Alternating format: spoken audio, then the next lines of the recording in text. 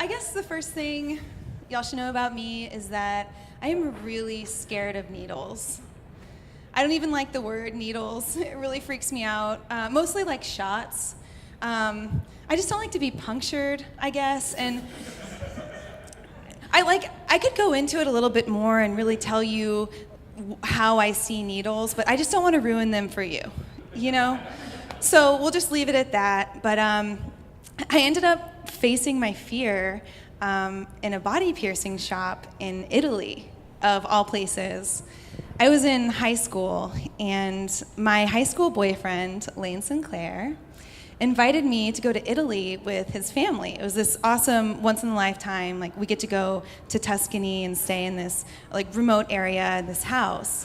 And I was so excited to go to Italy because Italy just has so much to offer me, you know, and especially at 17, like, a reduced drinking age and pizza that people said was even better than Domino's, which is like, I couldn't believe it, but I wanted to try. So we get there, and before we go to the country, we fly into Florence, and it's my first night in a city in Italy, and so naturally, the first thing that I want to do is get my nose pierced. So, that's a big deal for me because of the needles, but I was just so ready to be the cool girl with the nose ring that I was ready to do anything, you know? So we go to this piercing shop, and actually the guy used a piercing gun, like those ones they use at Claire's. Ladies know, I don't know. But yeah, because he had a needle, but it was funny, he actually like couldn't get the needle near my face because I was actively fighting him away. Like, you can't do that. So it's not as sanitary with the gun, but I was like, let's do this. And that's still a big deal because they sharpen this nose stud and it pierces through your skin. So it's basically a needle, and that's very scary. But sometimes when you want something bad enough, you can just tap into this superhuman strength inside you, or you can just black out, which is what I did.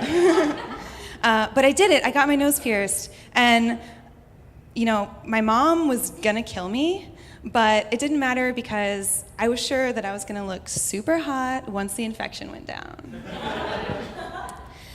So then we go to our country house, and it's really beautiful. It's like an hour outside of Florence, and the house is on top of this really big hill. And from the hill, you could look out, and you just saw, more hills. It was just like rolling hills, and there were vineyards and fields of sunflowers, like straight up.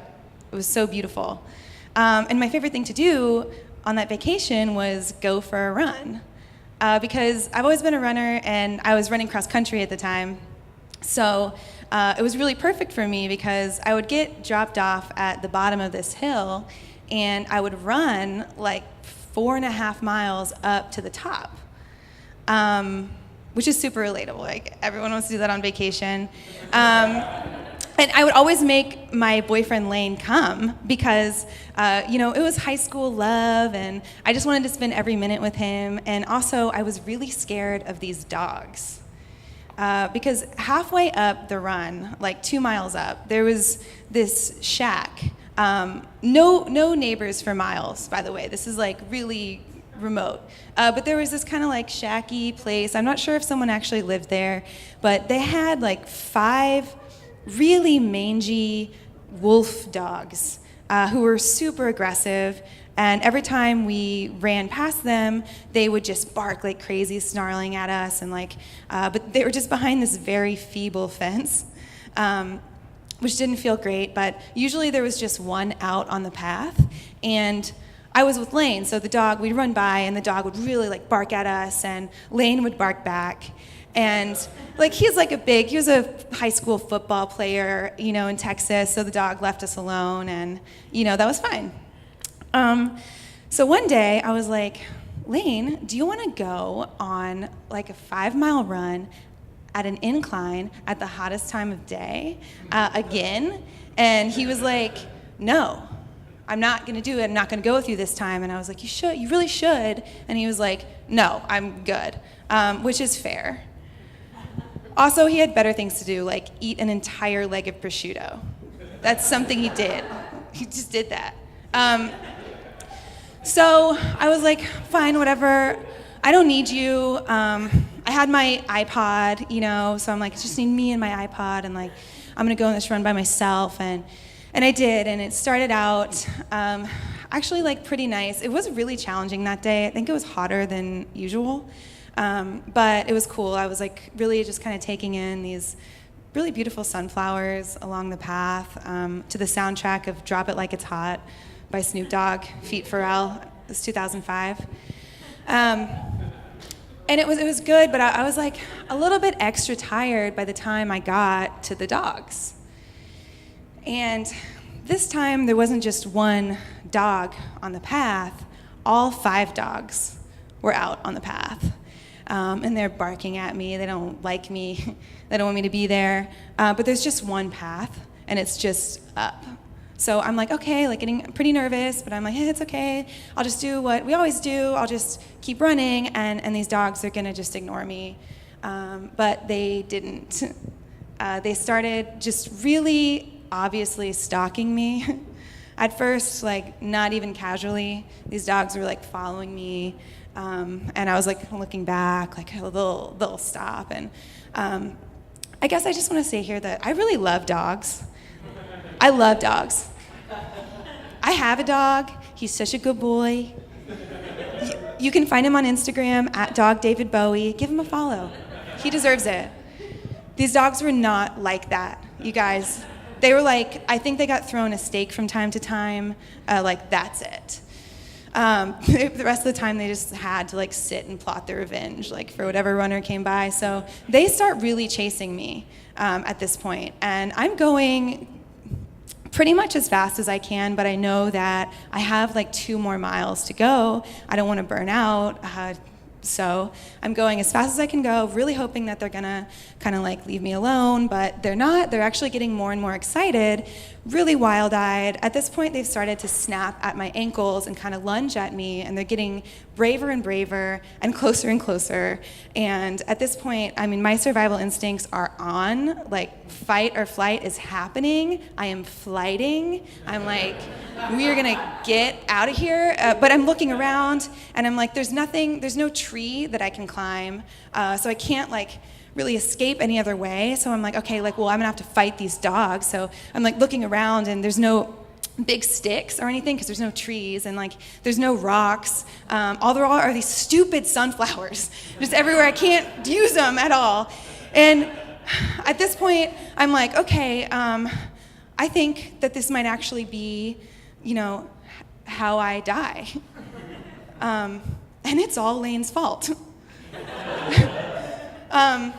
I don't know if I'm gonna make it. Like, honestly, I started screaming for help, but there's nobody there to hear me. And at that point, I looked back, and I saw the pack leader lunge forward and close his snout over my ankle. I watched his 2 incisors just puncture my flesh. Felt like slow motion. When he released them, I could see these white holes, and then they sprang up with blood. And I let out a scream that I had never heard before. And I think it took the dogs back a little bit too to hear this like really guttural scream, like, this is not today. And then in the distance, like 800 meters ahead of me, I see this little house, and I'm like, I'm going, and I get this burst of energy that, like, I wish I had at regionals. I just got ahead of those dogs, and I ran up the steps, and I just busted into this Italian family having dinner. And it's like an early dinner, I guess, but it's not even like, oh, they're just having, like some sandwiches. This is like a 5-course Italian meal with the extended family, and I just bust through the door, this American, and I'm like shaking, and I'm sweating so much, and just like crying and bleeding, and like, their poor Nona, But I was like, I mean, they didn't speak English, but we did a lot of gesturing, and they got what was going on, and they were like, all right, well, she's American, and there's some Americans up the way, so we're gonna drop her off with them, And they did. And I was so like excited to see Lane and his family, but I was still in a lot of shock. So I don't even think I said I told you so, but I didn't have to. It was bad, but I thought that the worst was over, right? And then they took me to this little Italian hospital to check up on the wound or whatever. And that's when the nurses told me that I was going to need some shots. But it was kind of like in broken English how I was going to need these shots. And of course I was like, shots? Like, who needs shots? Like, what shots? I don't need shots. What shots are you talking about? And they were like, rabies.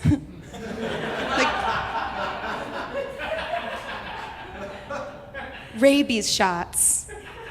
I don't know if you guys know what rabies shots are like, but they're the worst. They're like the Martin Shkreli of shots. It's really bad. It's like 21 shots right into your stomach with a foot-long needle.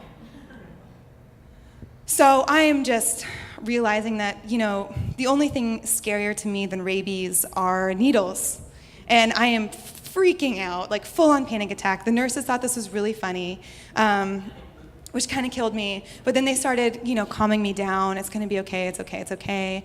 It's not going to be that bad. You really need to get these shots. And it started to work. I was feeling more calm. And then they were like, I'll save you the Italian accent. But they were like, but we have to tell you before we give you these shots, there's just one thing. There's a small chance you could get HIV from the vaccine. As if the shots weren't enough. And yeah, apparently it was a possibility because the vaccine is made with a little bit of human blood, and there's no way to know for sure that that person didn't have HIV. So, back in Houston, in the middle of the night, my mom gets this phone call. Mom, I'm in a hospital, and I got attacked by a pack of wild dogs, and I might have rabies, and they could fix that, but then I could have AIDS. And I just think that this is probably the best time to tell you that I got my nose pierced. And my mom was like, honey, I don't care about your nose. Like, are you okay? Which is like, I dodged that. Bullet dodged. But then it was back to like the rabies and the AIDS, and the nurses were like, we talked it out, and I was like, you know what, I'm really not gonna get these shots.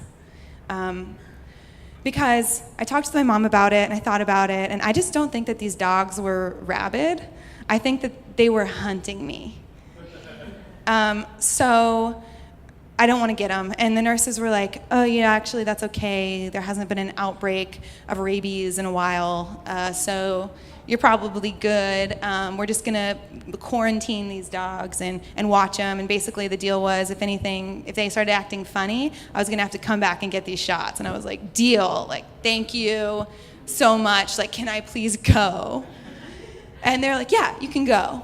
Right after we stitch you up. Thank you so much, guys.